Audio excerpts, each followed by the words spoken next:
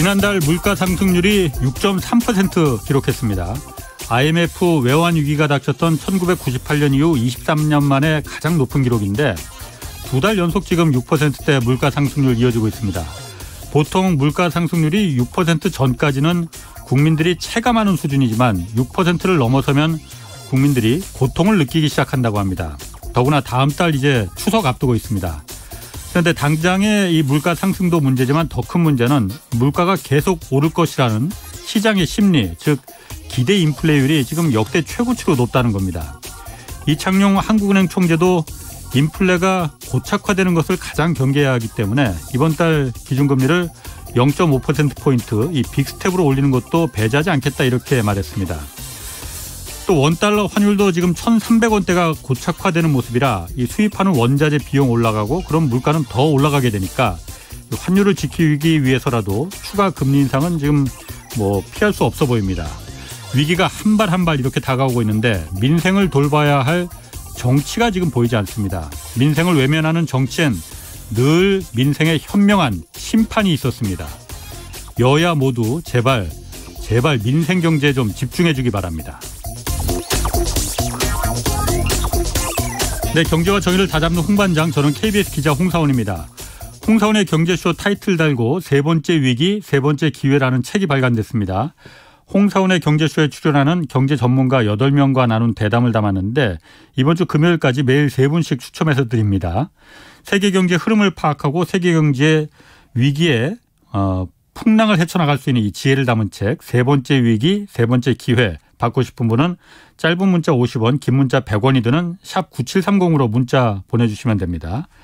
자, 홍사원의 경제쇼 출발하겠습니다. 유튜브 오늘도 함께 갑시다.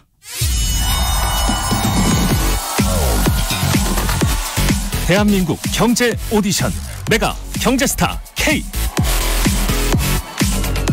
여러분, 경제가 어려워서 힘드시죠? 그래서 준비했습니다. 대한민국 경제 오디션 메가 경제스타 K. 힘든 경제 상황을 이겨낸 감동 스토리, 우리 가정의 특별한 경제 공부법, 슬기로운 투자 아이디어, 경제와 관련된 이야기라면 모두 환영합니다. 총 상금 6천만 원을 준비했습니다. 여러분의 많은 참여 기다립니다. 이 프로그램은 당신의 투자의 길을 춤추게 하는 새로운 투자 플랫폼 탱고픽에서 함께합니다. 네, 총 상금 6천만 원 걸린 대한민국 경제 오디션 내가 경제스타 K 사연 계속 받고 있습니다.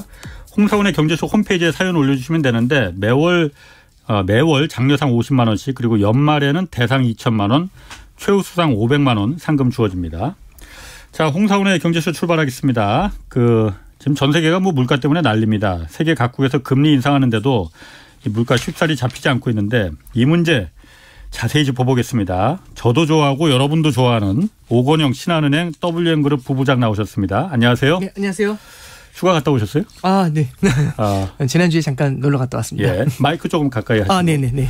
자, 6월에 지금 7월에도 소비자 물가가 6% 기록했어요. 네. 추경호 부총리는 9월 말이나 10월 초에 이제 물가가 정점에 도달할 것이다. 네. 이렇게 말했는데 좀 어떤 근거일지. 네. 일단 몇 가지를 좀 말씀드릴 수 있는데요. 첫 번째는 국제유가의 흐름을 좀 보실 필요가 있습니다. 예. 국제유가가 지금 이제 배럴당 한 90불대 초반까지 내려왔거든요. 예. 90불이라는 숫자가 의미하는 게 뭐냐면 전쟁이 러시아 우크라이나 전쟁이 2월 24일 날 있었어요, 올해. 예, 그렇죠. 그때 전쟁 나기 직전에 예. 국제유가가 배럴당 90불이었습니다. 예. 전쟁이 끝나지 않았는데 유가가 그 레벨로 돌아왔잖아요. 예. 그럼 이제 사실상 이거는 공급의 이슈가 여전히 있는데도 불구하고 예. 뭐가 이슈가 되는 거냐면 경기 둔화 우려가 커지고 있는 겁니다. 예. 이제 중국의 이슈도 있는 거고요. 이제 예. 중국의 수요 둔화 이런 것들이 이제 같이 가만히 되면서 유가가 좀 하락을 했지 않습니까? 우리나라 같은 경우는 지금 현재 물가가 올라가는 게 물론 지금은 전반적인 영역에서 물가 상승세가 굉장히 두드러지고는 있지만 그걸 앞에서 끌어당겼던 게 환율하고 그다음에 두 번째는 말씀해 주셨던 이제 유가 같은 케이스입니다. 유가가 일단 조금은 좀 숨을 죽이고 있다는 것. 예. 이게 일단 첫 번째 포인트고요. 그리고 두 번째 포인트 포인트는 이제 환율을 좀 말씀을 드릴 수가 있을 예. 것 같아요. 환율 같은 경우도 미국의 금리 인상 빅스텝이 굉장히 빨랐지 않습니까? 자이언트 스텝으로 0.75씩 보서 두 차례 인상을 했는데 물론 희망사항이 되는 것일 수도 있겠지만 연준도 속도 조절에 대해서는 약간은 그 의중을 갖다가 살짝은 드러냈어요.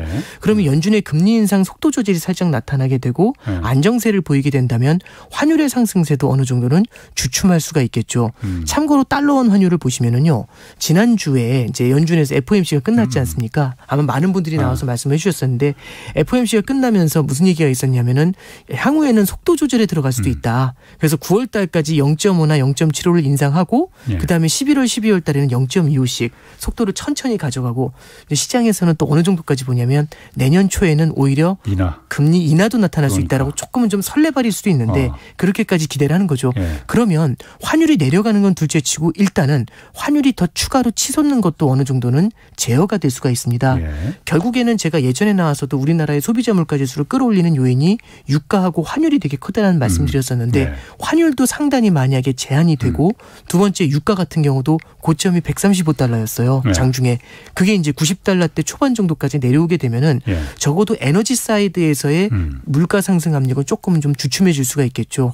그리고 이제 하나 더 말씀을 드리면 2분기에 물가가 올라오면서 또 우리 GDP 성장률 같은 경우 보시면 소비가 굉장히 강했지 않습니까? 아마 기억이 나시겠지만은 저도 날짜까지는 잘 모르겠습니다만 3월달, 4월달에 저희가 이제 이 규제가 아니라 죄송합니다. 제가 용어가 제 기억이 안 나서 우리 사회적 그 거리두기가 조금 좀 풀렸었지 않습니까? 그러면서 그때 이제 좀 일시적으로 보복 소비가 좀 강하게 좀 폭발을 했었던 그런 기억이 있어요. 그 영향이 사실은 2분기 소비라든지 2분기 물가에도 어느 정도 영향을 줬을 거거든요. 3분기, 4분기 넘어가면은 수요가 약간은 좀 둔화가 될 겁니다. 소비가. 이렇게 됐었을 때는 전반적인 내용들을 감안해 보면 그래도 4분기 정도면은 물가 상승세가 좀 주춤하지 않겠나. 그리고 연준도 미국의 물가 상승세도 9월이나 10월 정도부터는 조금은 좀 고개를 숙이지 않겠나 이렇게 얘기하고 있습니다. 여기서 마지막 하나만 더 말씀을 드리면 통화정책의 시차라는 게 있습니다. 통화정책의 시차는 우리가 그거 있잖아요. 저처럼 이제 성격 급한 사람은 기침할 때 약 먹으면 기침 안 할 줄 알잖아요. 바로 먹자마자 안 나올 줄 아는데 바로 기침 나면 이 약이 뭐냐 이제 이런 생각을 하는데 사실은 약을 먹고서 이게 퍼져야지 되는 거지 않습니까? 통화정책도 마찬가지입니다. 기준금리 인상을 하더라도 그게 바로바로 반영이 되는 게 아니라 시차를 두고 실물 경제에 계속해서 영향을 밀어주게 되거든요. 그 시차가 얼마나 걸릴지를 정확하게 예측할 수는 없지만 일반적으로는 3에서 6개월 정도의 시차가 걸린다라고 합니다. 그러면 우리나라 기준금리 인상이 본격화됐던 게 이제 2, 3월 달을 지나면서겠죠. 그러면 뒤로 가면 갈수록 그리고 이제 우리가 빅스텝 인상을 7월 달에 진행을 했었는데 이 빅스텝 인상에 대한 영향도 하반기 이제 4분기 정도에는 보다 뚜렷하게 나타날 수 있습니다. 이런 점들을 좀 종합적으로 봤을 땐 물가가 그 정도에서는 고점을 형성하지 않겠나 이렇게 말씀을 드리지만 여기서 만이라고 하면서 버스로 끝낸 이유가 이 하는 총재도 비슷한 말씀을 하셨고 그다음에 이제 그 결국에는 추경호 총리님도 이제 그 말씀을 하셨는데 지금의 상황에서 별다른 변화가 없다라면이라는 전제가 붙어요. 예를 들어서 러시아 우크라이나 이슈라든지 돌발 상황이 계속해서 벌어질 수가 있지 않습니까? 이런 경우가 아니라고 한다면 현재 상황이 유지된다면은 그 정도에서 물가가 고점을 형성하지 않겠나 그렇게 이제 전망할 수 있다라는 겁니다. 변수가 없다면. 네, 그렇습니다. 그런데 그러면은 이 물가가 먼저 미국이 먼저 오르기 시작한 거잖아요. 네, 그렇습니다. 전 세계적으로. 그럼 우리나라 물가가 내려가는 것도 미국이 물가가 잡혀야 우리나라도 잡히는 겁니까? 일단 그렇게 생각하실 필요가 있어요. 뭐냐면 미국의 물가 상승세가 계속 높잖아요. 그럼 로직을 한번 타서 가보는 거죠. 미국의 물가 상승세가 높으면은 전 세계의 수요를 끌어올린 그 수요의 블랙홀 같은 역할을 하잖아요. 그럼 일단 유가를 끌어올리는 역할을 합니다. 두 번째는 물가를 잡기 위해서 금리를 끌어올리는 역할을 하죠. 그럼 미국이 금리를 인상합니다. 근데 우리나라는 금리를 인상하지 않아요. 그러면 이제 미국하고 우리나라하고 금리 차가 벌어지게 되면 다른 건 모르더라도 달러 가치가 올라가게 되죠. 첫 번째는 환율이 올라갑니다. 두 번째는 유가가 올라가죠. 그럼 우리나라 입장에서는 수입 물가가 올라갑니다. 그럼 시차를 두고 우리나라 물가가 끌어올라가기 시작하거든요. 그럼 우리나라도 금리 인상을 하면서 대응을 해야 되겠죠. 그래서 참 아이러니한 겁니다. 우리나라 국제에서 올해 3, 4월 달에 우리나라 물가가 치솟을 땐 대내적인 요인들보다는 대외적인 이슈들 말씀드렸던 것처럼 유가의 상승이라든지 환율의 상승이 우리나라 물가를 끌어올리는 천병 역할을 했지 않습니까? 그런 영향을 계속해서 받게 되는 그런 부분이 있습니다. 그래서 미국의 물가 상승세가 어느 정도 좀 주춤해진다라는 게 우리한테는 포인트가 될 수가 있겠죠. 미국이 중요하구나. 네네. 지금 OH 벤틀리 님이 기침약에 때까지 비유한다고 최고의 비유였다고. 아유, 감사합니다. 네. 자, 그럼 미국 물가는 네. 지금 정점을 찍었다. 아직까지는 계속 뭐 소비자 물가 상승률이 올라가고 있지만은 네네. 그거는 전달이니까 네네. 이미 지금쯤에서는 이미 꺾인 거 아니냐. 네네. 그렇게 분석하는 분들 많이 있거든요. 네네네. 꺾였습니까?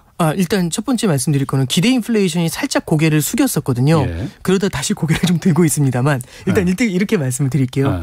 속단하기가 되게 어려운 게 예. 물가가 작년도에도 고개를 숙였던 적이 있어요. 치솟다가 작년도 9월 달에도 이제 한번 고개를 숙였다가요. 예. 그때 이제 어떤 일이 있었냐면 물론 이제 변명이다라고 하실 수도 있겠지만 그때 허리케인 아이다라는 게 있었습니다. 작년도 8월 말 9월 초였던 것 같아요. 제 기억에. 그게 멕시코만 연안에 유전을 갖다가 90%를 셧다운 시켜버렸어요. 예. 그러면서 유가를 끌어올리는 문제가 생겼었거든요. 그러면서 이제 다시 4분기에도 다시 인플레이션이 고개를 들었던 경험이 있고요. 올해 같은 경우도 3월 달에 소비자 물가 지수가 8.5를 기록한 다음에 4월 달에 8.3으로 내려왔거든요. 고점이다라고 생각을 했다가 5월 달에 8.6이 나왔죠. 예. 그러면서 이제 다들 뜨아한 겁니다. 지금 9%까지 그렇습니다. 그런 다음에 지금 9.1까지 이제 올라온 거죠. 그래서 우리가 속단한다라는 게 굉장히 좀 어려운 겁니다. 그래서 연준도 요즘 이제 얘기하는 타이틀이 험블 앤 님블입니다. 님블이라는 건 민첩하게 움직이는 거고요. 험블이라는 거는 겸손하다는 얘기죠. 하도 틀리니까 이거 안 되겠다 싶으니까요. 무언가 예측하면서 이제 고점입니다. 이런 얘기를 안 하는 거죠. 그러니까 예를 들어 하더라도 굉장히 조심스럽게 지금의 상황에서 별다른 문제가 없다면 이 정도에서 고점이 나오지 않겠는가. 근데 만약에 러시아 우크라이나 같은 게 또 터지면 이슈가 얘기가 달라질 수 있잖아요. 그래서 연준에서도요. 고점을 갖다가 섭불리 예측하는 게 아니라 이렇게 얘기합니다. 설령 고점을 찍고 내려온다 하더라도 연준에서는 물가 상승세가 확실히 꺾여서 이제 하향 추세로 접어들었다는 걸 확인할 때까지는 계속해서 긴축의 고삐를 놓지 않겠다. 이제 이런 표현을 쓰고 있는 겁니다. 지금 우리 미국은 그렇다 치고 우리 같은 경우에 물가를 지금 자꾸 위에서 펌프질하는 게 환율도 큰 역할을 하잖아요. 1,300원이 거의 뭐 이제 고착화된 것 같아요. 1,300원 아래로 지난주가 잠깐 내려갔다가 네, 그렇습니다. 지금 다시 올라갔잖아요. 어쨌든 환율이 이렇게 원화 가치가 떨어진다는 거는 수입 원자재 비용을 증가하는 거기 때문에 물가를 그렇죠. 자꾸 자극할 수밖에 없는 거잖아요. 네, 그렇습니다. 이창용 한국 총재도 그래서 인플레이션 고착화되는 게 우려스럽다. 그래서 빅스텝 배제 안 하겠다고 했거든요. 빅스텝이라는 건 0.5%포인트 올리는 거잖아요. 가능성이 있습니까? 이달에 이거 금리 결정하죠? 8월 25일 그쯤이었던 것 같습니다. 날짜가 저도 정확하게 날짜까지는 기억이 안 나는데 8월 25일 전후에서 이제 금통위가 있고요. 여기서 이제 기준금리 인상 가능성이 여전히 높은 편인데 여기서 한 가지 이제 변수가 있는 건 뭐냐면요. 첫 번째는 9월 23일 날 미국의 FOMC가 있는데 9월 달 FOMC에서는 50bp 인상이냐 75bp 인상이냐 그게 현재는 이슈가 되고 있습니다. 50bp 인상을 할 확률이 지금 이제 시장에서는 65% 정도로 보고요. 50bp면 0.5%. 네, 그렇습니다. 0.75% 인상할 확률을 35% 정도로 현재는 좀 보고 있어요. 만약에 0.75%를 인상을 해버리면 미국의 금리 끝단이요 3.25까지 올라가게 됩니다. 그럼 우리나라 금리가 지금 2.25거든요. 그럼 만약에 8월 달에 우리나라 금통위가 있고 난 다음에는 10월 중순에 있습니다. 10월 15일을 전후해서 있어요. 그럼 만약에 우리가 이번에 0.25로 그러니까 예를 들어 동결을 하거나 0.25로 올리면 2.5가 되는 거지 않습니까? 근데 미국 금리가 3.25까지 올라갑니다. 그럼 이 갭이 계속해서 벌어지는 문제가 생기게 되겠죠. 벌어지는 문제가 생기게 되면 미국 금리가 많이 높고 우리나라 금리가 좀 많이 안 높으면 환율이 더 올라갈 가능성이 있겠죠. 환율이 올라가면 물가가 더 오를 수 있겠죠. 그러면 물가가 오르기 때문에 어쩔 수 없이 금리를 더 끌어올려야 되는 문제가 생길 수가 있습니다. 그래서 일단 첫 번째는 미국에 대한 디펜던시가 굉장히 큽니다. 디펜던시라는 건 뭐냐면 9월 달 FOMC에서 연준이 과연 0.75를 갈지 0.5를 갈지가 핵심이고요. 0.5를 간다라고 하면은 우리나라가 0.25로 따라가도 크게 문제가 되지는 않을 것 같습니다. 지금하고 뭐 조금만 더 그렇습니다. 벌어진 거니까. 근데 만약에 0.75에 대한 가능성을 높인다라면 그래서 이제 우리가 이제 눈여겨봐야 될 게 우리나라의 소비자 물가 지수가 높은 것도 눈여겨봐야 되지만 미국의 물가 지수가 어떻게 나오는지 이걸 좀 더 좀 눈여겨서 보실 필요가 있다. 이게 포인트가 될 것 같습니다. 제가 좀 궁금한 게 미국도 그렇고 뭐 미국은 그렇다 치고 한국에서 금융통화위원회가 한국은행에서 기준금리를 이제 결정하는 거잖아요. 네, 그렇습니다. 1년에 몇 번이지? 6번 있잖아요. 그럼 중간에 한 번 더 하면 안 돼요? 긴급회의가 열릴 수는 있습니다. 코로나 때도 이제 긴급회의 비슷한 게 이제 열린 적은 있었고요. 그럼 이번에 0.25 좀 올렸다가 미국에서 9월 달에 기준금리를 더 많이 올리면 0.75%까지 올리면은 뭐 긴급회의 열어서 그때 다시 한번 안 되겠다. 네. 다시 한번 조금 더 올리자 이렇게 하면 안 되는 거예요? 이제 저는 이 정책을 하는 분들 입장에서 가장 중요한 건 시그널이 되게 그러니까 네. 예를 들어 대중을 대상으로 한 정책이지 않습니까? 예. 그럼 이게 어떤 시그널인지가 되게 중요한 것 같아요. 예. 참고로 말씀드리면 이번에 통화수업 얘기도 나왔었는데 예. 통화수업을 지금 논하는 건 약간 시기상조다라는 얘기도 있었던 이유 중에 하나가 예. 통화수업이 과거에 도입이 됐었던 때가 08년도 10월 달이 있었고요. 예. 20년도 3월 달이 있었습니다. 극단의 위기 속에서 통화수업이 나왔거든요. 예. 그럼 지금 만약에 또 통화수업이 나온다라고 한다면 물론 이 통화수업이 좋은 이슈일 수도 있지만 예. 다른 이슈에서는 지금이 그렇게 심각한가? 그렇죠. 라는 시그널을 잘못된 시그널을 줄 수도 있거든요. 한국에 뭔가 문제 있는 네, 거 그렇습니다. 아니야? 그래서 정책 당국에서 무언가 얘기를 할 때는 이 시그널링이라는 게 굉장히 중요할 수 있거든요. 네. 긴급 회의라는 것도요. 상당히 중요한 시그널을 줄 수가 있습니다. 그렇게 심각한가? 정책 잘못된 당국에서. 시그널을. 예, 그렇죠. 그러니까 예를 들어서 정책 당국에서는 어쩌면 심각하다고 하더라도 예. 부하내동이라는 표현을 써야 될지 모르겠습니다만 굉장히 좀 부글부글 끌어올리는 걸 갖다가 제어하기 위해서는 약간은 좀 이렇게 포커페이스도 유지하는 그런 면들도 있어야 되는데 너무 이제 긴급회의라는 게 나왔었던 과거 예. 시기를 보면 굉장히 중요한 시기에 나왔었어요. 과연 지금이 그 정도로 긴박한가? 이제 이런 시그널은 줄 수 있기 때문에 한번 결정할 때 굉장히 주의 깊게 결정을 해줄 필요가 있는 겁니다. 그렇겠네. 네. 그래서 저 같은 사람들은 이 단순하게 생각하니까 그냥 한 번 더 하면 되는 건데 왜 안 하지? 그런 건 아니고요. 네네. 네네. 자, 그리고 제가 또 궁금한 거 있습니다. 네네. 사실 미국이나 뭐 그 한국 뭐 금리 얘기는 워낙 많이 해서 네. 오 부부장님 뭐 그 얘기 갖고 시간 뺏긴 그렇고 유럽 얘기 한번 좀 해볼게요. 네네. 유럽도 물가가 굉장히 올랐잖아요. 예. 지금 뭐 8.6%까지 역대 네. 최고치를 네. 기록했다고요. 그러니까 네. 미국은 원래 기준금리 지금 0%였잖아요. 네. 제로금리였잖아요. 네. 그런데 며칠 전에 0.5%로 올렸단 말이에요. 네. 굉장히 많이 올렸어요. 네. 금리 이렇게 올리면은 미국은 유로로 통화돼 있잖아요. 전체가 유럽이. 네네. 독일만 있는 게 아니고 프랑스도 있고 저 남쪽에 네, 여러 개 국가가 그리스나 있죠. 그 이태리도 있는 거잖아요. 네. 독일 같은 나라는 금리 올려도 이걸 견딜 수 있어도 네. 남유럽 국가들은 견딜 수 있나? 네. 이거 쪼개지는 거 아닌가? 네. 유로존이? 네. 이 생각 들거든요. 네. 어떻습니까? 견딜 수가 없겠죠, 아마. 예. 어. 그러니까 이제 문제가 생기는 예. 건데요. 예, 그냥 조금 좀 길더라도 하나하나 좀 차근차근 말씀을 예. 좀 드려보겠습니다.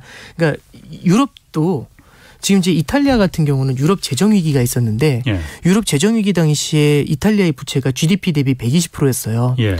근데 지금은 150%입니다. 예. 줄어든 게 아니라 더 늘었죠. 예. 특히 어느 것 때문에 늘었냐면 코로나 때 이탈리아가 조금 좀 문제가 많다라는 얘기 아마 기억이 나실 겁니다. 예. 그러다 보니까 코로나 때 오히려 부채 비율이 늘어났거든요. 예. 부채가 많은 상태에서 금리를 인상한다는 건요. 굉장히 치명적인 이슈가 될 수가 있습니다. 그렇지. 예. 결국에는 금리라는 건 유럽 전체에 적용되는 금리인데 예. 그 금리를 받아들이는 성장은 19개 국가가 다 다른 성장을 갖고 받아들이거든요. 네. 그러면 독일의 성장이 있고 이태리의 성장이 있고 그리스의 성장이 있을 겁니다. 근데 말씀해 주셨던 것처럼 독일 같은 경우는 견딜 수 있는 룸이 있다고 하더라도 예. 이태리나 그리스 같은 경우는 굉장히 어려움을 많이 겪을 수가 있죠. 예. 그래서 실제로 22에 이제 유럽 중앙은행의 총재가 라가르드라는 분인데 라가르드가 이제 얘기했던 게 지난 3월 달에 기자회견이 있었어요. 유럽 중앙은행에서 오히려 그때 미국이 0.25 금리 인상한다고 막 그럴 때였는데 금리 인상 시작한다고. 근데 유럽 중앙은행은 여전히 마이너스 금리를 유지하면서 양적 완화를 무제한으로 푸고 있었어요. 네. 그랬더니 이제 기자들이 물어본 겁니다. 아니 미국은 금리 인상하는데 우리는 뭐 하는 겁니까? 딱 이게 물어봤더니 라가르드 총재가 딱 하는 얘기가 미국과 우리는 다르다. 뭐가 다르죠? 했더니 하는 얘기가 미국은 경기가 좋다. 소비가 탄탄하다. 예. 그래서 물가가 오르는 거고 우리는 러시아 우크라이나 전쟁 때문에 에너지 가격이 올라서 물가가 오르는 거다. 다르다. 근데 우리가 여기서 금리 올린다고 해서 러시아 우크라이나 전쟁이 끝나겠나. 이런 얘기를 했었던 거죠. 근데 문제가 뭐냐면 이게 걷잡을 수 없이 오르는 거예요. 물가가. 걷잡을 수 없이 계속 높은 수준을 오랫동안 유지하면 유럽도 똑같습니다. 그럼 기대 인플레이션이 커져요. 그럼 기대 인플레이션이 커지면 나중에 경기 부양을 할 수가 없습니다. 여기서 돈을 뿌리잖아요. 이 인플레이션은 화폐 가치의 하락을 말합니다. 그럼 화폐 가치가 하락할 거라는 인플레이션, 기대 인플레이션의 심리가 커져 있는데 거기다 대고 돈을 뿌린다? 그러니까 예를 들어 이런 거죠. 제가 주식을 갖고 있는데 그 주가가 너무너무 많이 떨어질 것 같아요. 근데 주식의 공급이 확 늘어난답니다. 유상증자를 해가지고 지금 공급이 확 늘어난대요. 그럼 어떻게 될까요? 그냥 급락해버리게 되겠죠. 폭락이지. 똑같은 겁니다. 네. 유로화 같은 경우도 만약에 기대 인플레이션이 커져 있는 상태에서 그때 경기 부양한답시고 돈 뿌리잖아요. 그럼 유로화 가치가 급격하게 하락할 수 있죠. 그럼 이건 답이 안 될 수 있습니다. 그러다 보니까 라가르드도 이제 생각을 고쳐먹죠. 그래서 6월달 22회의 때 라가르드가 얘기합니다. 양적 완화 스톱. 양적 완화를 먼저 멈춘다. 그런 다음에 7월달 회의부터는 기준금리의 인상을 준비해야겠다. 이 얘기를 합니다. 그래서 양적 완화가 6월달에 딱 멈춰섰어요. 그러면 이 양적 완화라는 건 유로존에 있는 장기 국채를 매입을 해주는 거거든요. 유럽 중앙은행이. 주로 남유럽 국가들. 이제 남유럽 국가들부터 시작해서 대부분의 국가들을 다 이제 매입을 해줘요. 고루고루 매입을 해주는데 특히 힘든 국가들을 더 많이 매입해주는 게 긴급 그 양적 완화 대책이었습니다. 근데 이제 어쨌든 그렇게 해가지고 진행을 해주고 있는데 사실 생각해 보면 부채 비율이 그렇게 크고 성장도 둔화돼 있는 상태에서 이탈리아에 돈 빌려주고 싶은 사람, 그리스에 돈 빌려주고 싶은 사람 별로 없거든요. 근데 돈을 빌려줄 수 있는 유인이 생길 수가 있습니다. 뭐냐면 제가 막 이제 기자님한테 얘기하는 거죠. 저 그리스에 투자하시자. 그리스 국채에 사자. 그리스에 돈 빌려주자. 그래서 말씀하시는 거죠. 불안하다. 근데 제가 얘기하는 겁니다. 아, 걱정하지 마시라고. 큰 손이 그리스에 돈을 무제한으로 넣어주고 있다. 그 큰 손이 누구냐? 유럽 중앙은행입니다. 그러면서 제가 이제 뉴스 기사를 그 유럽 중앙은행 홈페이지를 보여드리는 거죠. 사도록 돼 있어요. 실제로. 그러면 이거는 공신력 있게 사주네. 그러면 유럽 중앙은행이 계속해서 유동성 공급해주면 망할 일은 없지 않습니까? 그죠? 망할 리가 없으면 오케이. 결국에 투자라는 건요. 내가 산 걸 갖다가 누군가 뒤에서 더 비싼 값에 사주면 돼요. 그러면은 기자님께서 그리스 국채를 샀는데 뒤에서 누군가 더 비싼 가격에 사주는 세력이 있으면 되잖아요. 유럽 중앙은행이 사주는 거죠. 그럼 사시면 되지 않을까요? 유럽 중앙은행이 그럼 그 사주는 거를 양적 완화라고 하죠. 그게. 그 다른 나라들은 독일은 그럼 입이 대빨만큼 나올 거 아니에요? 이제 뭐 저기 우리 돈으로다 그럼 저쪽 아니 또 먼저 얘기해 보죠. 그거부터. 그러다 궁금한 게 보니까 많아지네. 양적 완화가 그래서 어떤 역할도 해줬냐면 유로존에 있는 국채 금리들 있죠. 그리스 국채 금리가 한때 50%가 넘었습니다. 금리가. 독일 금리가 2%일 때 그리스 국채 금리가 50% 60%까지 뛰었어요. 이렇게 되면 국가가 존속할 수가 없거든요. 이탈리아 국채 금리도 7%를 마지노선이라고 했는데 7%를 뛰어넘어 버렸습니다. 이렇게 되면 부채 비율이 높은 상태에서 금리가 그렇게 올라가잖아요. 국가가 이자 비용 내다가 아무것도 못 해요. 그러다 보니까 이게 11년도 12년도에 유럽 재정위기였거든요. 이거 큰일 났다 싶었을 때 그러면 이 7% 8% 돼도 아무도 돈을 안 빌려줘요. 돈을 빌려줘야지 금리가 국채를 사줘야지 국채 가격이 오르면서 금리가 내려갈 거지 않습니까? 아무도 안 빌려주니까 8% 9% 불러도 안 빌려줘요. 그런데 이제 유럽 중앙은행이 우리가 양적 완화 해줄게. 딱 하면서 유럽 중앙은행이 나서가지고 막 사기 시작하니까 유럽 중앙은행이 투자한대. 그러면서 이제 투자자들이 같이 몰리게 됐던 거죠. 그렇게 해서 유럽의 문제를 갖다가 재정위기를 봉합을 하게 됩니다. 그게 2014년도 15년도에 그렇죠. 유로존의 양적 완화였습니다. 그때는 됐어요. 그렇죠. 근데 그 핀을 빼버렸죠. 그럼 양적 완화를 안 하잖아요. 그러면 더 이상 큰 손이 안 사주는 겁니다. 그럼 일단 기자님께서는 투자하셨다가 이제 더 이상 안 사주잖아요. 느낌이 어떠시냐면 그럼 이거 하면서 그래서 이제 안 사야겠다 싶은 거죠. 그랬더니 6월달에 22회의 끝나고 6월달에 22회의가 딱 뭐라고 했냐면 양적 완화는 일단 스톱. 더 이상 없다. 그 얘기하고 다음 달부터 금리 올린다. 이 얘기하니까 그거 끝나고 바로 이탈리아하고 그리스 국채 금리가 딱 튀어 올라갔습니다. 하늘로. 둘이 딱 튀어 올라가면서 4% 5% 이렇게 뛰었거든요. 그러니까 이제 시장이 깜짝 놀란 거죠. 그러면 금리가 탁 튀는 걸 보면 아무도 투자하지 않을 거다. 이제 불안하다 이 얘기인 거잖아요. 독일 금리는 많이 안 오르는데 그리스, 이탈리아 금리만 막 뛰니까 국채 금리가 이거 심상치 않다. 그럼 투자자들이 다 빠져나가요. 외국인들 다 도망가요. 그러니까 이제 그 22에서 그 회의 끝난 지 일주일도 안 돼서 다시 재소집 말씀해 주셨던 긴급 회의가 열린 겁니다. 그래서 재소집 한 다음에 딱 하는 얘기가 뭐냐면 라가르드가 이런 얘기를 합니다. 지금 우리는 이 국가들의 금리가 올라가는 걸 좌시하지 않겠다. 이 얘기를 딱 한 거죠. 그래서 무언가 대책을 내놓을 거다. 금리 인상은 계속되지만 금리 인상을 하려면 이런 국가들이 불안해지면 안 되니까 이 금리 인상을 유지할 수 있도록 이 국가들이 불안하지 않은 무언가 대책을 내놓겠다. 이렇게 얘기한 거죠. 그러면 대책이 이런 거잖아요. 양적 완화잖아요.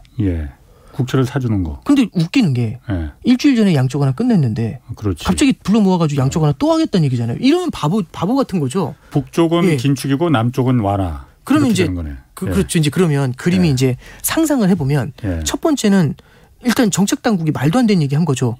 일주일 전에는 양적 완화 끝낸다라고 한 다음에 일주일 만에 항복한 거잖아요.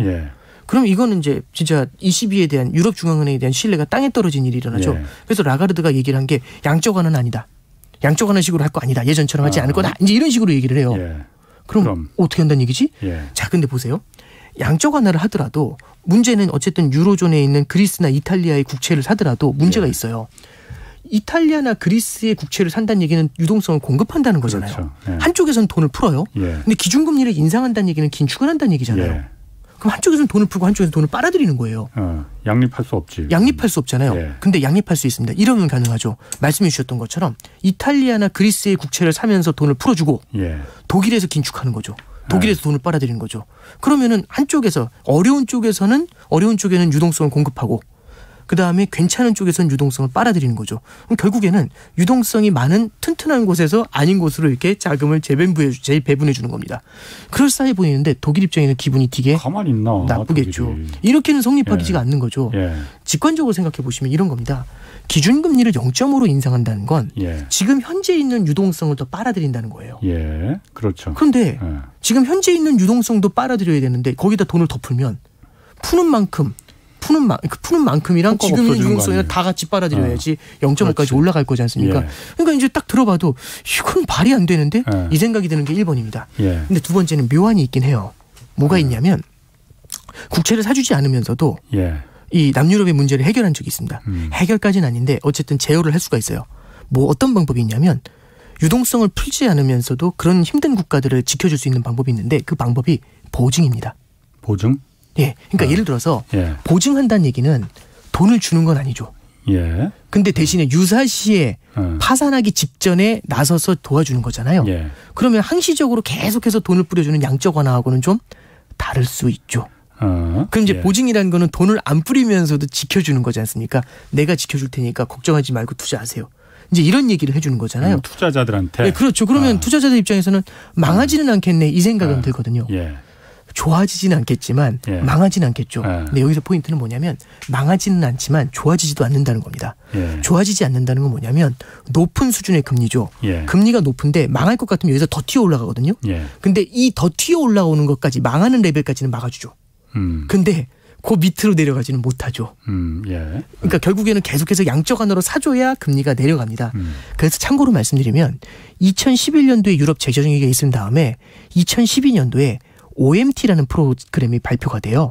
이게 Outright Monetary Transaction이라는 프로그램인데 예. 제 생각에는 대중적으로 이렇게 말씀드릴 때 이게 뭔지를 설명해 드리면 크게 중요하진 않고 보증과 같다고 보시면 됩니다. 아, 그게 예, 보증이었다. 보증과 같은 거죠. 그랬더니 더 이상 금리가 튀질 않았어요. 이탈리아나 그리스의 금리가 더 이상 튀지 않아요. 유럽 중앙은행이 예. 보증 쓸 테니까 네, 망하면 그렇죠. 다 우리가 메꿔줄 테니까 예, 그렇죠. 안심하고 국채 사. 예, 그렇죠. 그렇게. 예, 무제한으로 메워줄 테니까 일단 그 걱정하지 마. 이제 이 얘기를 한 돈을 거죠. 주는 건 아니니까. 예, 예. 근데 이제 문제가 뭐냐면 금리가 안 내려가요. 금리가 안 내려가니까 4% 5%까지 올라온 금리로도 허덕허덕 하는 거죠. 그렇죠. 금리를 끌어내려줘야 되지 않습니까? 예. 그래서 도저히 안 되겠어서 14년도 15년도에는 양적 완화로 전환을 합니다. 아, 보증으로 안 되겠다. 양적 완화로 가자 한 다음에 막 사니까 그제서야 그리스하고 이탈리아 금리가 쫙 밀려 내려가면서 독일 금리하고 붙어버리는 거죠. 예. 이제 이렇게 해서 이제 문제를 좀 봉합을 시켰던 예. 예, 그런 기억이 좀 있어요. 어. 근데 이제 지금 상황에서 말씀드린 것처럼 그 이제 제가 다시 돌아오면 그럼 이제 긴급 회의로 다시 돌아옵니다. 예. 일단 뭐 막 사는 그런 양적 완화는 아니다. 그러니까, 뭐 이렇게 얘기한 다음에 그러면은 OMT 같은 보증입니까? 사실 이제 OMT를 보증이라고 말씀드리면 좀 약간 과도한 건데 이해하시기 아니, 쉬우라고 보증이 제일 이해가 갈 것 같아요. 그렇게 더 깊이 들어가지 말씀드려야 마시고. 그렇게 말씀드려야지 가장 좀 직관적이에요. 그럼 OMT 같은 보증입니까? 했더니 그것도 아니다. 이제 얘기를 하는 거죠. 그럼 뭘까? 사실 저도 너무 궁금했어요. 그게 뭔지. 그래서 그건 뭡니까? 했더니 7월 달에 알려줄게요. 이 얘기한 겁니다. 그래서 마치 드라마. 저 같은 사람한테 되게 재밌는 드라마인데 정말 중요한 순간에 끝난 거예요. To be continued. 야, 어떻게 예. 저기서 끝내야 이제 이 생각이 든 거죠. 야, 진짜 대박이다. 뭐 이제 그런 거죠. 그래서 이제 사실 7월 21일 날 제가 날짜 동그라미 쳐놓고 기다렸어요. 어떤 얘기를 할까? 그래서 딱 발표가 된 게 이번에 뭐가 발표가 되냐면 0.5% 금리를 인상했어요. 예. 그러면서 TPI라는 게 발표가 됩니다. TPI가 발표된자마자 저도 이제 딱 열어서 내용을 봤는데 이게 뭐냐면 트랜스미션은 이제 뭘 어떻게 해석하면 좋냐면 전염, 전이 이렇게 보시면 돼요. P는 프로텍션, 방지, 인스트루먼트는 기구, 그냥 도구예요, 도구. 그러니까 뭐냐면 프로그램 이렇게 해석하시면 돼요. 전염을 방지하는 프로그램이라고 해서 TPI라는 걸 도입합니다. TPI가 여러 가지 내용들이 있는데 핵심은 뭐냐면 정말 위험할 때 그 나라의 국채를 무제한으로 사줄게요. 이렇게 나와 있습니다. 누가? ECB가 유럽 중앙은행이요. 무슨 돈으로? 그러니까 뭐 저희도 이제 마찬가지 유동성을 공급하는 거죠. 근데 이제 그럼 양적 완화 아닙니까? 정말 위험할 때만 들어간다. 응? 양적 완화는 꾸준히 들어가거든요. 예. 정말 위험할 때만 들어간다. 이제 이렇게 얘기하는 거죠. 그럼 보증 아닙니까? 보증은 사주는 게 아니지 않습니까? 예. 그러니까 그거하고도 또 다르다. 보증은요 굉장히 단기 국채를 사주는 건데 이건 예. 장기 국채를 사서 들어가겠다는 거예요. 그러니까 두 개하고는 다 성격이 다른 거죠. 그래서 굉장히 유사시에만 들어가는 그런 양적 완화 프로그램 이런 거죠. 그러면 양적 완화는 아니죠. 유사시에만 들어가니까. 보증도 아닌 거죠. 양적 완화니까. 맞네. 이 말은 맞는데 근데 바로 궁금한 게 생깁니다. 그 유사시가 언제냐. 그러니까. 유사시가 언제입니까? 했더니 이제 그 질문을 했겠죠. 기자가. 네. 그 질문에 대해서 라가르드가 했던 얘기가 정해지지 않았다. 재량껏 판단하겠다. 이 얘기인 거거든요. 그럼 딱 들어보시면 그 재량껏의 기준이 있는 게 아니에요. 봐서 들어갈게요. 이 얘기거든요. 예. 뭐 그렇게 주먹구구예요. 그러니까 그래서 다들 전문가들이 어떤 평가를 내면 모호하다. 라는 얘기를 합니다. 모호하다는 얘기는 뭐냐면 사실상 이 TPI가 과연 얘들을 지켜줄 수 있을까에 대한 궁금증, 의구심이 생긴 거죠. 예. 그랬더니 어떤 일이 벌어지냐면 유럽중앙은행에서 더 이상 이렇게 하면은 금리 올리는 거 생각보다 오래 못 갈 것 같은데 이 생각이 들 수 있어요. 그랬더니 독일부터 시작해서 유로존에 있는 국채금리가 일제히 주저앉아 버렸어요. 기준금리를 올렸음에도 불구하고 시장금리가 일제히 주저앉아요. 예. 이게 뭘 얘기하는 거냐면 기준금리 인상 그럼 많이 못할 것 같아요. 왜?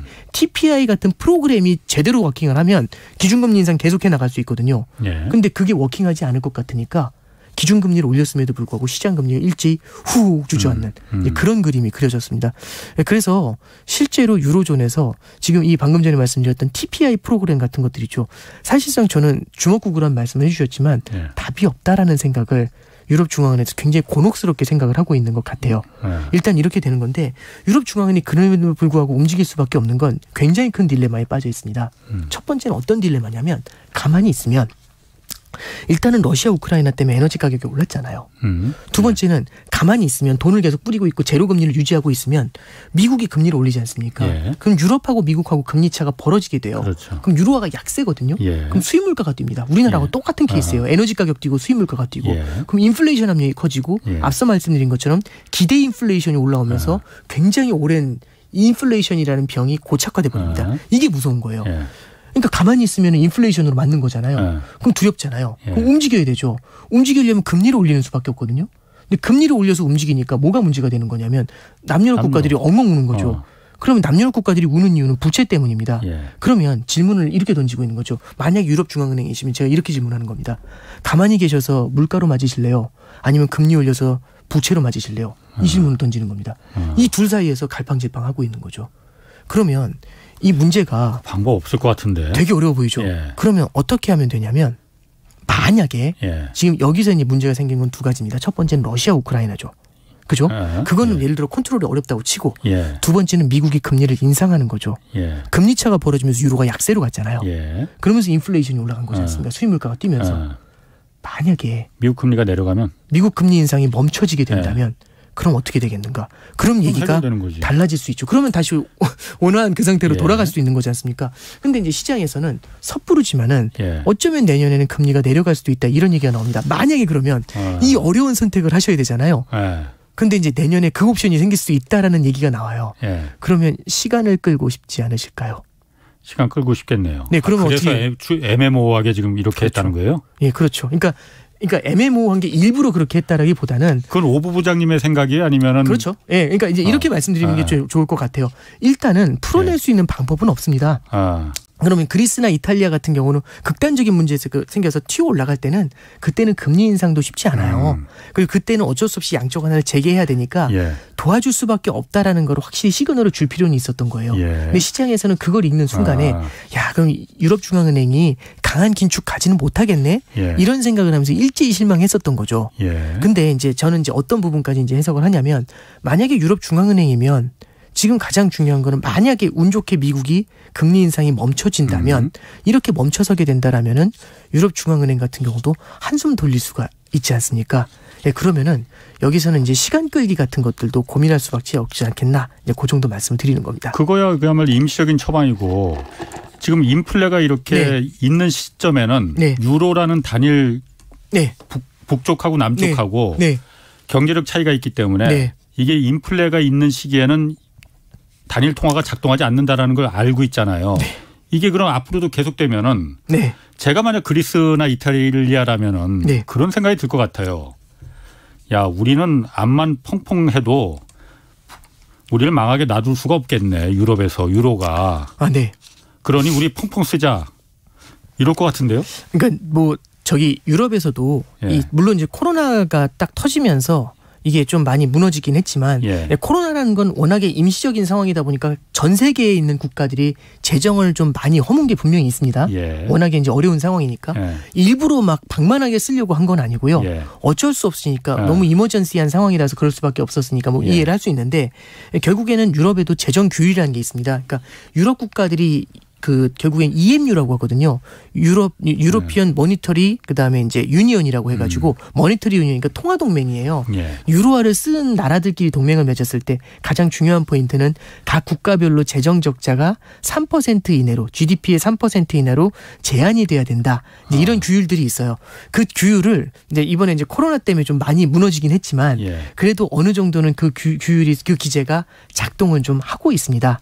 그래가지고 막 방만하게 막 쓰기는 좀 어려운 상황이고요. 그거 안 지키면 그럼 유로존에서 퇴출돼요? 그런 건 아니잖아요. 이제 뭐 퇴출도 고민할 수 있지만 일단은 유로존 국가들 사이에서는 일단은 제재를 많이 받게 되는 거겠죠. 그리고 앞서 말씀드렸던 TPI도요. 예. 전제 조건이 있어요. 예. 그 유로의 재정 규율 같은 거를 지키려고 노력을 해야 된다라는 게 예. 전제 조건이 있어요. 그래야 유사시에 도와줄 수 있다. 이제 이렇게 나오거든요. 그래서 말씀하신 것처럼 그렇게 방만하게 쓰기는 쉽지는 않을 거예요. 예. 근데 다만 이제 이런 건 있는 것 같아요. 북쪽과 남쪽, 그러니까 남유럽과 예. 북유럽의 이제 가장 큰 구조적인 문제는 분명히 존재하는 것 같습니다. 참고로 말씀드리면 이제 이런 구조죠.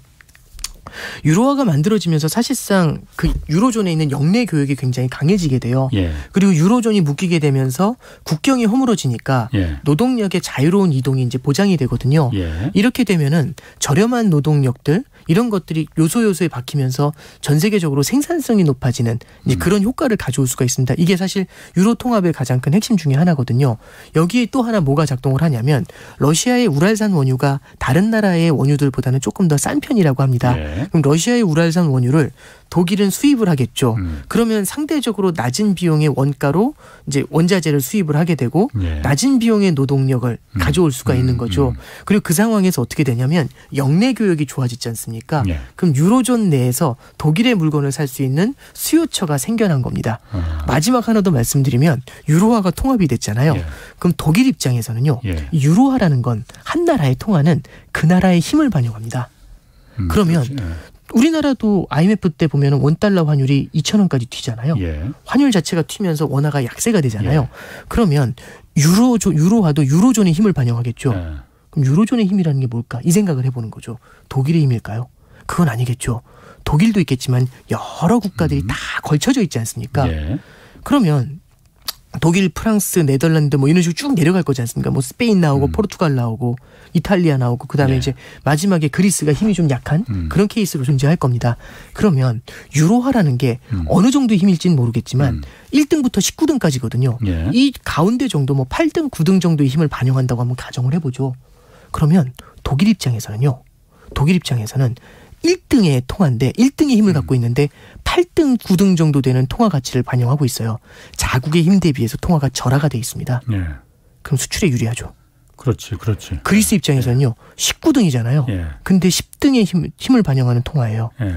그럼 자국 입장에서는 자국의 힘보다 통화가 절상이 돼 있습니다. 예.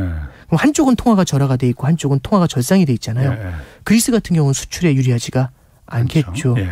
그러면 우리가 이제 직관적으로 기억을 하더라도 포르투갈이나 그리스의 수출품 기억나시는 거 혹시 뭐? 거기 관광으로 다 먹고 사는 나라니까. 네, 이제 뭐. 그런 정도가 기억이 나게 되잖아요. 실제로 보면은 그러다 보니까 제조업의 발달이 북유럽에 조금 집중이 되는 경향이 있습니다. 예. 말씀드렸던 것처럼 저렴한 에너지, 그다음에 노동력의 자유로운 이동, 그러니까 저렴한 노동력, 그죠? 그리고 이제 말씀드렸던 것처럼 영내 교육의 확보를 통한 수요처의 확보, 예. 마지막으로 유로화. 독일의 힘 대비해서 약해져 있는 유로화. 그러다 보니까 유로존이 묶이면서 독일이 받는 수혜가 굉장히 컸죠. 근데 독일만 수혜를 받은 건 아니에요. 그리스 같은 경우도 수혜를 받을 수 있는 게 그리스도 성장을 해야 되지 않습니까? 예. 근데 수출이 어려운 상태에서 성장을 하려면 예. 내수를 키워야 됩니다. 예. 그럼 내수를 키우려면 소비가 막 늘어나야 되거든요. 예. 돈이 없는데 무슨 소비라고 했는데 돈은 있죠. 어떻게 하면 돈이 생기냐면 빌려오면 됩니다. 문제는 그리스의 힘이 약하면 그리스가 돈을 빌려올 때 금리가 13%, 14% 이렇게 나올 수 있죠. 근데 독일과 같이 유로존으로 묶입니다. 그랬더니 앞에 일자가 딱 떨어져 나가요. 아, 그러네. 그러면 낮은 금리에 돈을 빌릴 수 있죠. 예. 금리는 돈의 값입니다. 예. 돈의 값이 낮아지잖아요. 예. 더 잡았습니다. 그러니까 이 마이크가 100만 원에 가져가세요. 이러면 안 가져가거든요. 예. 기자님 이거 1,000원에 그럼 갑자기 잠시만요. 이렇게 되면서 주머니에 손 들어가죠. 금리가 낮아지게 되면 돈을 더 쓰게 되겠죠. 그러니까 이제 일종의 이제 뭐냐면 니얼 퍼거스 같은 분들이 있어요. 역사학자인데 예. 그분 경제에도 굉장히 합약한 분인데 그분 얘기하시는 거에 저는 굉장히 많이 공감한 게 결국엔 그리스는 구조적으로 빚이 부채가 키워질 수밖에 없는 구조고 독일은 구조적으로 수출을 통해서 계속해서 외화를 쌓을 수밖에 없는 구조가 만들어지는 예. 거죠. 그러니까 유로존이 만들어지면서 양쪽이 다 수혜를 본 것 같지만 한쪽에서는 부채가 크게 늘어난 문제가 생기고 있는 겁니다. 그래서 이게 구조적인 모순이기 때문에 유로존이 오랫동안 존속되는 게 쉽지 않을 거다. 이게 이슈였거든요. 근데 여기서 이제 말씀해 주신 포인트가 나옵니다. 부채가 많더라도 계속해서 유동성을 공급해가지고 금리를 바닥에 붙여놓잖아요. 예. 그런 문제가 안 생깁니다. 그래서 디플레이션 환경에서는 디플레이션은 결국에는 화폐 가치가 떨어지지 화폐 가치가 올라갈 거라는 기대가 커지는 거잖아요. 예. 거기다 대고 양쪽 안으로 돈을 뿌리잖아요. 예. 양쪽 안으로 돈을 뿌렸는데도 인플레이션이 안 일어났어요. 그러면 이럴 때는 계속해서 유동성을 공급하니까 예. 독일, 이탈리아, 그리스 전부 다 금리가 안 오르면서 같이 본드처럼 붙어 있을 수 있어요. 결국엔 돈을 뿌려가지고 이 본드를 붙여놓은 거죠. 그러니까 용수철이 있는데 이걸 확 큰 힘으로 이렇게 눌러놓은 겁니다. 근데 이제 인플레는 안 생겼으니까. 그렇죠. 근데 이제 인플레이션이 찾아와요. 예. 계속 이렇게 누르고 있으면 큰일 난대요. 그래서 어떻게 했냐면 슬그머니 뺐어요. 근데 네, 이걸 그 큰 힘으로 내는데 예. 그 빼빼로 탁 튀지 않습니까? 예. 독일은 가만히 있지만 이탈리아, 그리스 금리가 탁 튀는 문제가 예. 생기게 되죠. 그게 지금의 상황인 거고요. 그래서 유로존은 말씀드렸던 그 질문에 답을 해야 되는 겁니다.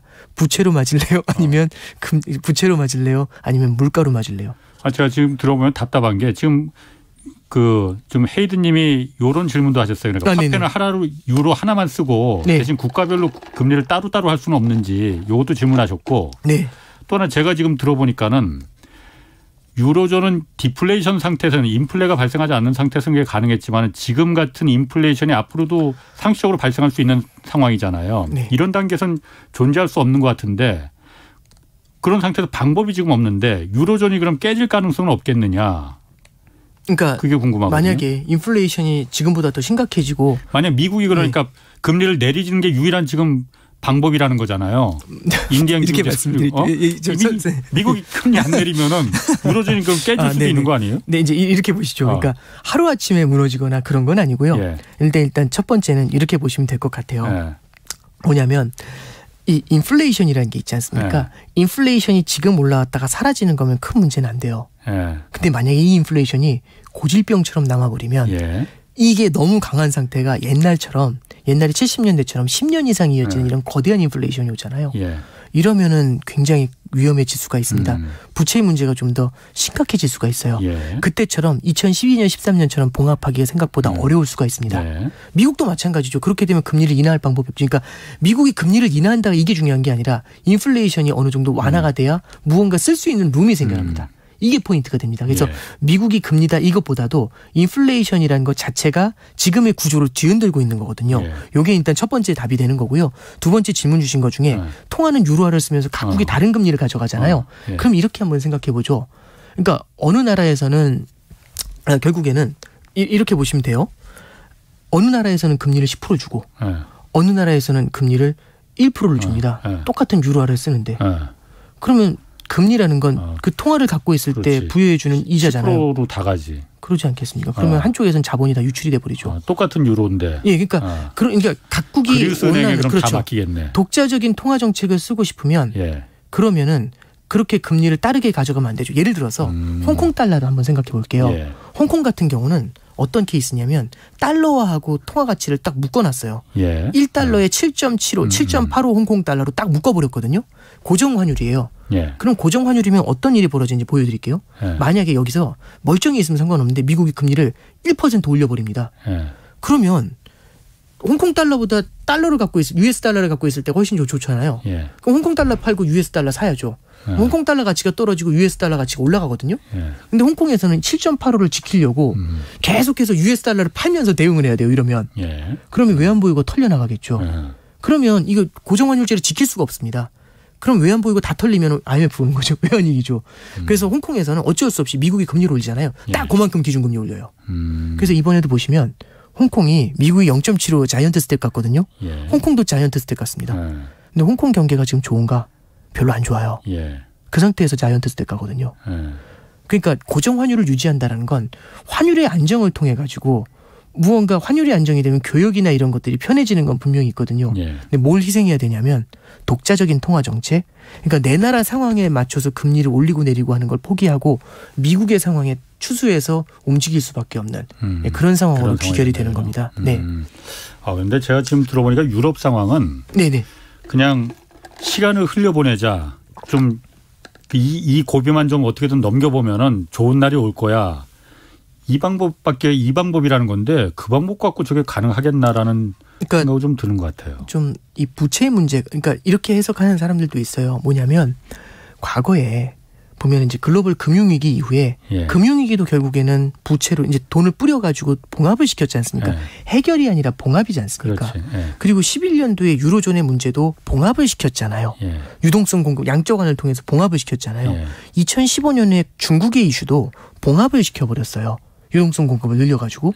그래서 중국의 부동산 문제도 유동성을 풀어가지고 봉합을 시켰지 않습니까? 그러니까 결국에는 해결이 아니라 부채가 계속해서 늘어나고 있는데 이 부채가 늘어나는 걸 계속해서 유동성 공급을 통해서 계속해서 눌러놓고 있는 거죠. 금리가 안 올라가면 부채가 늘어나도 큰 문제가 안 생깁니다. 근데 이제 물가가 올라오는 거지 않습니까? 그러면 금리가 탁 튀어 올라갈 텐데 그래도 금리가 올라가도 이게 1, 2년으로 끝나면 큰 문제가 아니라 버틸 수가 있겠죠. 근데 이게 고질병이 돼버리면 와 답이 안 나오는 겁니다. 그래서 각국의 중앙은행이 굉장히 중요한 코멘트를 쓰고 있는데요. 인플레이션이 고착화되는 걸 막아야 된다. 기대 인플레이션이 커지면 인플레이션의 고착화가 나타날 수 있다. 이 얘기거든요. 그래서 40년 만에 나타난 인플레이션이 우리가 여태까지 디플레이션 환경에서 유동성 공급을 늘리면서 봉합시켰던 문제들을 하나하나 탁탁 터뜨리고 있는 봉합된 게 터져나가는 그런 이슈들을 만들고 있는 겁니다. 유로존의 케이스도 그 중에 하나라고 해석할 수가 있는 거고요. 인플레가 그러면 전 세계가 다 지금 나타났을 때 어느 나라는 고착화되고 어느 나라는 해결되고 이런 거는 아닙니까? 그럴 다 풀려요? 그럴 수도 있죠. 그러니까 그럴 수도 있죠. 그러면 예를 들어서 이제 신흥국 같은 경우는 인플레이션이 고착화되는 부분들도 분명히 나타날 수가 있고요. 국가별로 다르게 나타날 수 있습니다. 그런데 죄송합니다. 근데 중요한 메이저 국가들의 인플레이션이 고착화되는 건 우리가 좀 충분히 좀 경계를 해야 되는 것 같습니다. 뭐 얘기 들어보니까 막 빠져드네 정말. 재밌습니다 아주.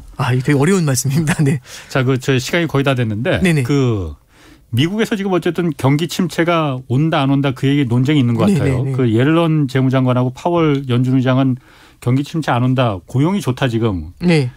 오 부부장님 보시기엔 어떻습니까? 경기 침체 옵니까 안 옵니까? 일단 침체가 안 온다고 하는 사람들의 입장을 한번 들어보면 고용이 역대급으로 탄탄합니다. 두 번째는요. 미국 사람들의 저축이 상당히 많습니다. 역대급으로 많거든요. 보조금을 많이 풀어줘가지고 쌓아놓은 저축이 좀 있어요. 그러면 확실하죠. 침체가 오더라도 일자리를 갖고 있고 저축이 쌓여 있으니까 그러면 침체가 오더라도 견딜 수 있는 힘이 생기지 않습니까? 설령 침체가 오더라도 그 침체에서 빠르게 벗어날 수 있겠죠. 그럼 이제 전망을 어떻게 할 수 있는 거냐면 경기의 둔화는 있지만 과도한 침체까지는 안 간다. 내지는 마일드한 침체, 잠깐 단기적인 침체 정도까지를 우리가 생각할 수 있다. 이렇게 볼 수가 있는 케이스거든요. 근데 이게 뒤집어서 해석해보면 조금 이상할 수가 있어요. 연준 내에서도 비슷한 고민을 하고 있는 것 같은데요. 어떤 얘기가 있냐면 이렇게 보시면 돼요. 자, 만약에 이게 고용이 좋고 저축이 많잖아요. 그러면 물가가 오르더라도 계속 소비를 하겠죠. 그럼 물가가 안 내려갈 거지 않습니까? 침체가 안 오더라도 인플레이션이 탄탄하게 버텨주겠죠. 닿을 때까지 물가가 안 내려가겠죠. 닿으면 물가는 내려가겠지만 그럼 지금처럼 고용이 탄탄하고 저축이 많다는 얘기가 못 나오겠죠. 그러면은 침체를 지연시키는 이슈가 될 수가 있는 거죠. 오히려 그냥 물가가 높은 수준을 유지하면서. 그러니까 이제 옐런이나 이제 파월의 코멘트를 조금 꼬아서 생각을 해보면 오히려 물가가 만약에 그 말이 맞다면 물가가 또 안 내려올 가능성이 높은 거죠. 물가를 못 잡는. 그렇죠. 침체도 안 일어나겠지만 물가도 못 잡는 문제가 생길 수가 있는 거죠. 가장 베스트 시나리오는 뭐냐면 이런 거예요. 지금 침체를 갖다가 그러니까 예를 들어 저같이 새 가슴들은 침체가 올 것 같습니다 하면은 경제 주체들이 저축이 있더라도 소비를 안 써요. 저축은 쟁여놓고. 그래서 침체를 갖다 이 저축을 갖고 견디는 거가 있거든요. 근데 이런 케이스가 있죠. 아니 뭐 침체도 안 올 것 같은데. 아니 뭐 괜찮은데 그냥 막 써요. 이러면 침체도 안 오지만 물가도 하락하지 않습니다. 그래서 연준의 에서 조지라는 사람이 있어요. 그 사람이 뭐라고 했냐면 지금의 많은 저축이 와일드 카드라고 합니다. 자기들도 예측하기 쉽지 않다고. 네, 알겠습니다. 여러 가지 거기까지 해야겠어요. 네, 알겠습니다. 오건영 부부장이었습니다. 자, 내일은 안유아 교수와 함께 미중 갈등 상황 좀 자세히 분석해 보겠습니다. 지금까지 홍사원의 경제쇼였습니다.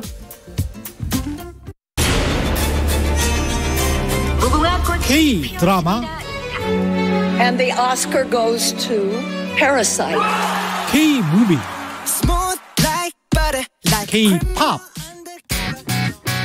세계를 뒤흔들고 있는 K 열풍 이제 최경영의 최강 시사가 이어갑니다. 대한민국 대표 K 시사 매일 아침 7시 20분 최경영의 최강 시사